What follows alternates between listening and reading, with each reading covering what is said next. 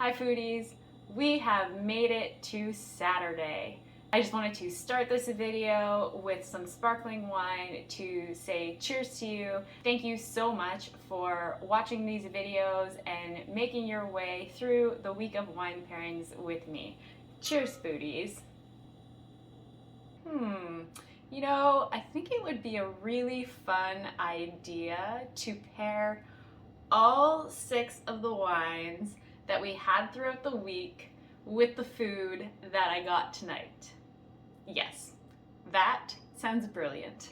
A reminder, here are the wines that we had throughout the week. I have these in order of how I had them during the week, but I am going to place them in order of white to red and lightest body to heaviest body, and also based on sweetness. If I was somewhere and this was my flight of wines to do a food pairing with, I would be really happy. We have the New Zealand Sauvignon Blanc, the driest, and that is the lightest bodied wine, followed up by the Megalomaniac Riesling. It is off dry, it's a bit more medium bodied as well, and an extra hint of sweetness. The Rosé is next in line. Although it is drier than the Riesling, it is a little bit more full-bodied, so I put that after the Riesling. We have the Pinot Noir, and yes, fresh out of the fridge. It is just slightly above room temperature, the way that I like it. It is a light-bodied red, also dry, and definitely lighter than the last wine, which is our Syrah from Casaba. It is the heaviest wine that we had all week.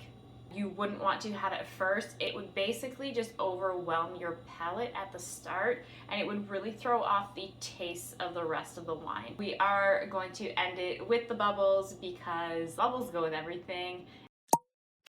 We have our first dish, but first of all, I do want to give a big shout out to Dope as Duck food truck. That is where all the food is coming from tonight. I'm gonna go through 3 rounds of food, and we are starting off here with their jerk chicken mac and cheese. On to trying this glorious mac and cheese with all the wines. The acidity is nice with the creaminess.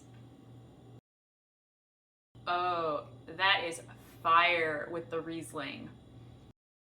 It really brought out the watermelon and the herbaceous flavors in the rosé. Okay, new pairing, Pinot Noir and mac and cheese. I think the Syrah has a little bit too high of an alcohol content to go with the mac and cheese.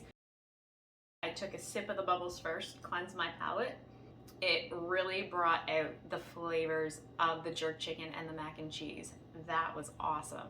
Here is the second dish. We have ourselves a duck taco. Let's get to these pairings.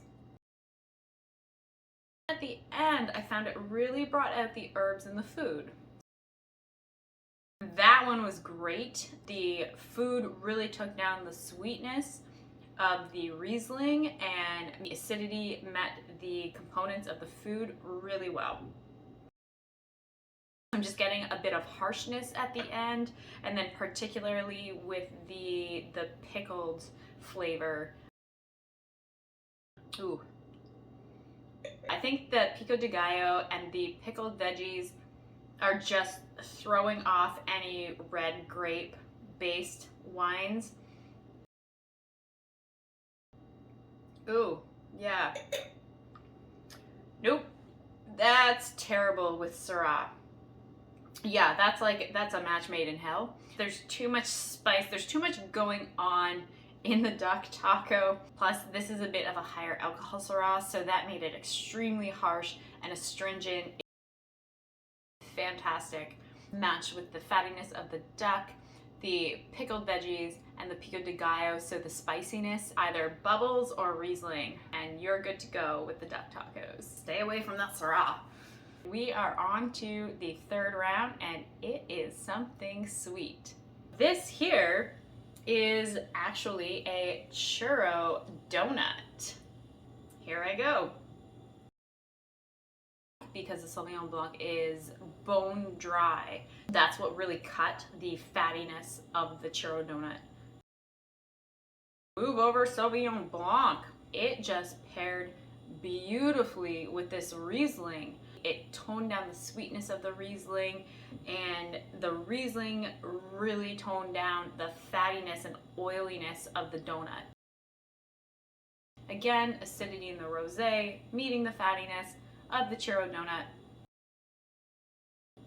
I still had the berry flavors in the Pinot Noir, and it even brought out a hint of the vanilla flavors of the Pinot. Because this isn't overly sweet and it is quite oily, it actually went okay with the Syrah. I think that the bubbles just made the donut a little too oily for me. Tonight's pairings, to recap which were the best. For the mac and cheese, I definitely would go with a Pinot Noir.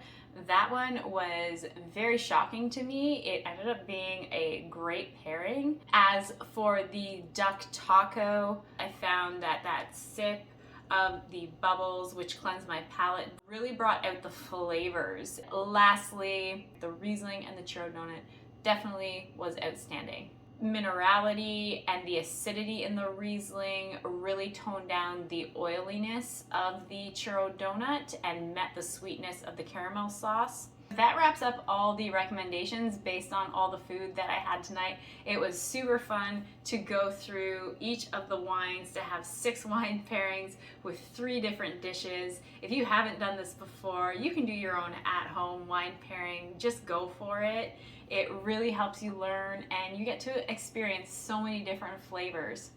It looks like I've got a bit of wine left over to drink, so that is also going to wrap up this video. Cheers to you, foodies.